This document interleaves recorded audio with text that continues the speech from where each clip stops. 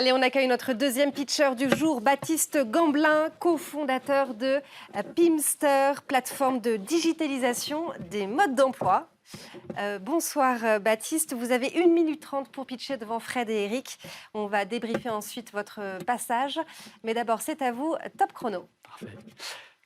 La cible, c'est le mode d'emploi papier. Aujourd'hui, on imprime des millions de pages tous les jours pour qu'elles finissent presque instantanément à la poubelle. Qui d'ailleurs ici ne s'est jamais retrouvé face à un mode d'emploi de 150 pages, illisible si ce n'est incompréhensible? Bon, je vous rassure, personne ne lit les modes d'emploi.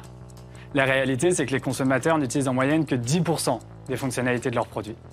Derrière, 70% des pannes d'un produit sont justifiées par une mauvaise ou une non-lecture des modes d'emploi. En réalité, les marques manquent 100% des premières interactions avec leurs consommateurs. Et ce n'est que la partie immergée de l'iceberg. Parce que derrière, ce sont des dizaines de collaborateurs qui interagissent, investissent des centaines de milliers d'euros dans cette première interaction pour que personne ne les lise.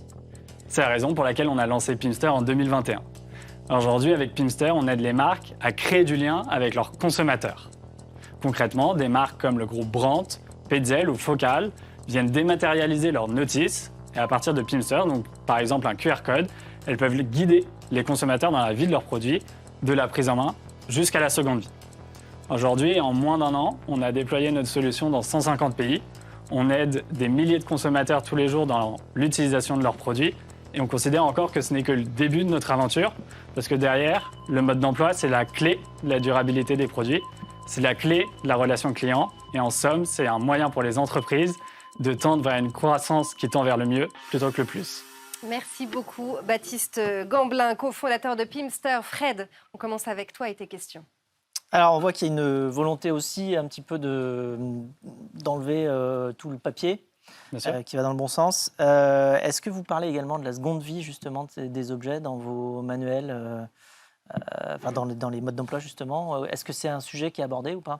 Oui, par les marques, ou par vous? Tout à fait. Les marques, aujourd'hui, en tout cas, elles souhaitent s'investir dans la durabilité de leurs produits. Donc, la durabilité, déjà, ça veut dire accompagner le consommateur dans un produit qui va durer plus longtemps. Et ça va passer par un meilleur entretien, par favoriser l'autoréparation des produits, notamment l'accessibilité aux pièces détachées, et derrière favoriser sa vie avec la mise en relation avec d'autres acteurs, notamment dans la seconde vie, comme vous l'avez dit à l'instant. Donc nous, on souhaite leur donner cette infrastructure pour les accompagner dans le post-achat. Et donc vous avez des concurrents internationaux ou comment ça se passe? Parce que j'imagine, l'idée, elle peut germer partout. Oui, et je pense qu'on l'a tous eu à un moment, on s'est tous dit, franchement, le mode d'emploi, c'est dingue que ce soit encore au format papier. Et donc? Et aujourd'hui, quand on va voir les entreprises, il y a 2 concurrents. Il y a 1, le PDF, et 2, des tutos sur YouTube.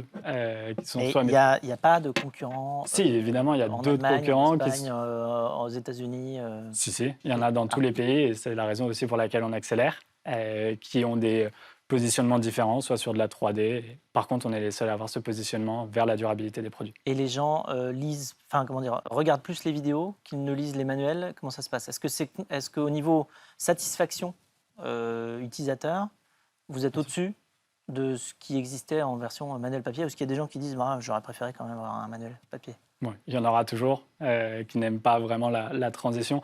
En moyenne, les évaluations qu'on reçoit, elles sont de 4,5 sur 5 en termes de satisfaction client.